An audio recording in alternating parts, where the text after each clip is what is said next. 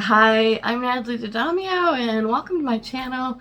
If you're just joining me, I want to say this channel isn't typical in the sense of I love to go into the soulful and the deep philosophical and abstract ideas and then combine that into the abstract drawing and painting and all of creative expressions. It's really important for me to say that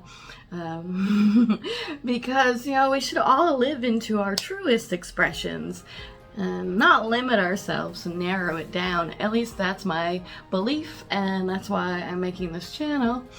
And it's been a little bit of a journey, but today I want to talk about loss of identity, and it's a little strange and deep, but it's when we're shifting and changing and moving into all these awarenesses where we really start to see, well, we're not the same anymore in our art and in our life.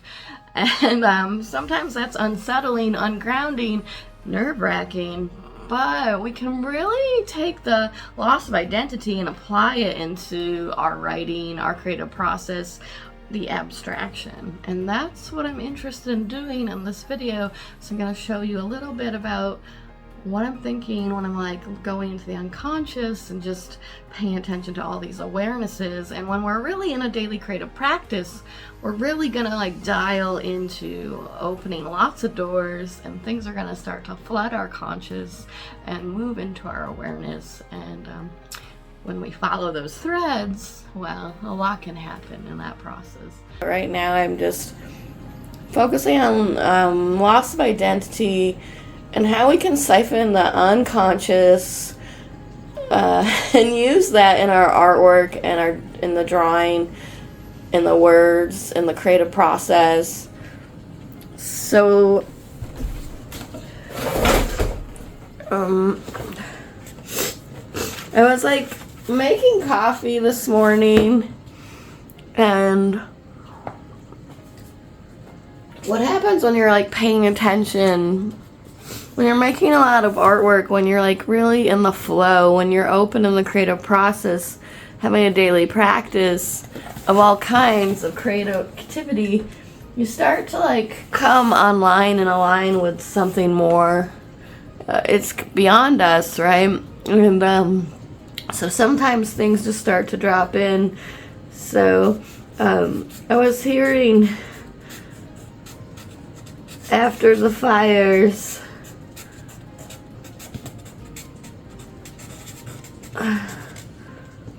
she survived.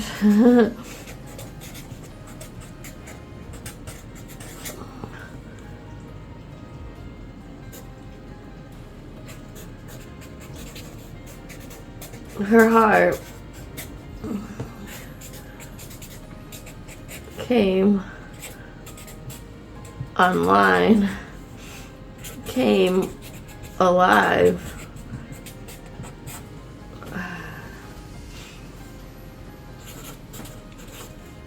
She was never made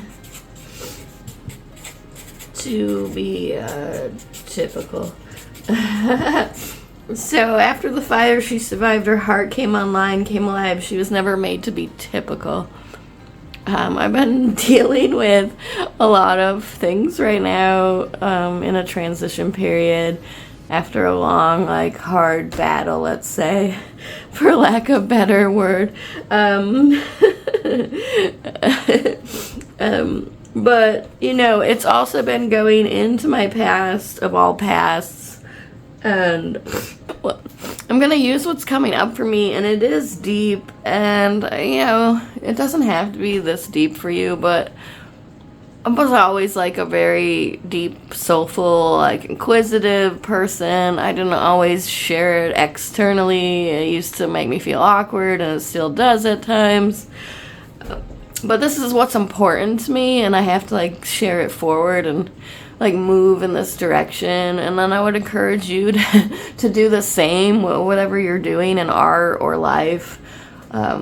To try to stay true to the expressions that you want to emit,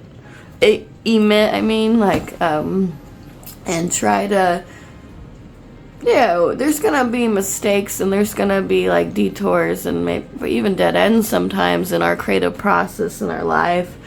But when you get back online and come alive, well, that every time that happens, and that's why I'm talking about loss of identity, because there's gonna be all these subtle changes and shifts of awareness, as not just in an artwork or in what we're doing creatively, but in life. And my interest is blending everything I've seen through my own life into my artworks, and that's what makes me the artist I am, into the expressions, the words, and then sharing this forward and making these videos. It's kind of like a soulful approach to, much harder things, right? And sometimes the mysterious is hard to translate, and I often see myself as like, a translator of the abstract, not just in like color, line, shape, and form, but in the mystical and the things beyond us. It's just what I'm good at.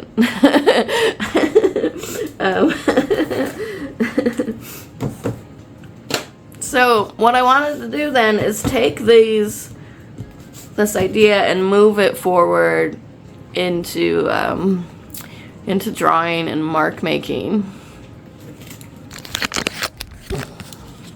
I'm feeling like feisty.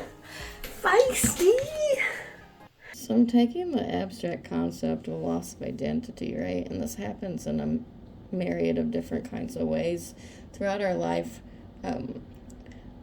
Traumas, big shifts and big changes. But if we're in a creative process and in an art process, what we can really do during like these more maybe even tumultuous times is find an inroad in for all of this creative work. And you could see that I've been using that writing, and I kind of like pulled that word alive in. And then I'm just like using color, line, shape, and form to like access these abstract concepts and ideas and feeling states, and surrounding myself with what is most present in the moment. And that's what it is. It's like we're tuning in.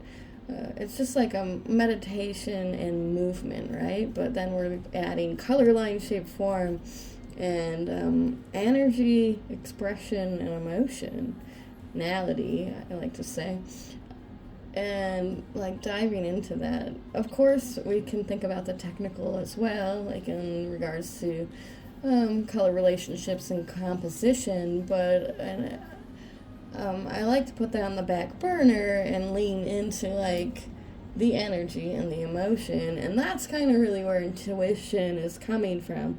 It's coming from that beyond space, and to me that's where the abstraction lives, right? If you've ever been in a full present moment with like a sunrise or a sunset, and you can't explain that energy and that fullness and that aliveness. I'm always trying to get to those kinds of moments, take life and like translate that through into the mark making. And it's not always pretty. I like to say that because sometimes it's, I'll move into a dark moment or something, but here we have the color orange. So maybe it was like that movement and that moment might have been dark, but like we can like transfer the expression, in that warm color. And then this is gonna be like a warm color piece right here, because I don't know, I just could see and hear like yellow coming next, so I'm like, oh, it's just warm. And like I was kind of pulling off of that surviving through the fires, right?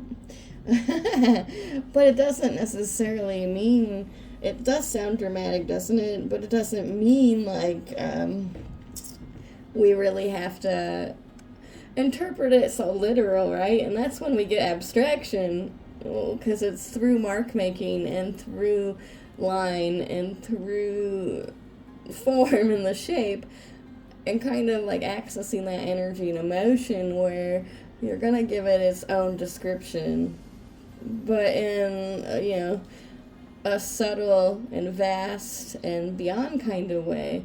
It's not really about like this is a literal fire, and to me abstraction like isn't literal, and that's why it is abstract.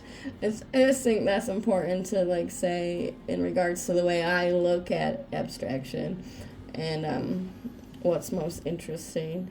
So I am just moving around the page here and adding like different elements, larger and smaller, and then finding that loss of identity, but finding that relationship to the loss of identity. Do you know what I mean? Like, the idea is kind of deep and abstract. So when we talk about inspiration and setting an intention, we really can take something that's like broad-based and abstract in like words and phrases and poetry and come into like the center of awareness with a color, line, shape, and form. And that's really interesting, at least to me, right? Because you're able to pull the external world in. You're also able to go more deeper internally and drive that external expression out. So there's like a push and pull, and there's like a dichotomy and a juxtaposition that happens like in all the emotional states and energy. And you're kind of doing this all at the same time as you're thinking about the color, and the mark making, and how the utensil or like whatever media you're using is like interacting with the page. And in that case, I was using a pen like really loosely, and sometimes it's even just the way you hold the material. Like you can really sometimes grip it too tight, but like when you loosen up, or when you bring in a different kind of element and don't always use like a paintbrush, the mark is going to change. So you are in like control of that, and you're always driving that moment forward. But like in experimental expressions is what we want to find that, like all those subtle awarenesses, and that like is built up over time, and obviously it's a constant process of inner discovery, and you have a practice of the whole thing. And that's just like any kind of practice, like a yoga practice, like you're always deepening that pose, right? So in regards to making an abstract work, we're always deepening where we can take it. And all these little subtle places and spaces, like the color relationships, and then in this case, the drawing marks, and what kind of different elements you bring into that whole expression. That's gonna change the relationship to, like, one thing can change the relationship to everything. And that's what we're looking for. At least that's how I see it.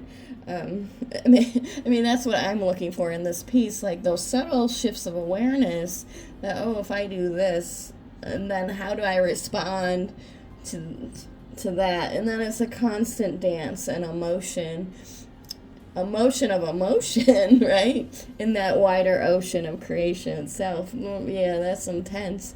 And like, but it is subtle. Like, these were very subtle to make, and I'm just like flying through in these different experiences, and this is all real time.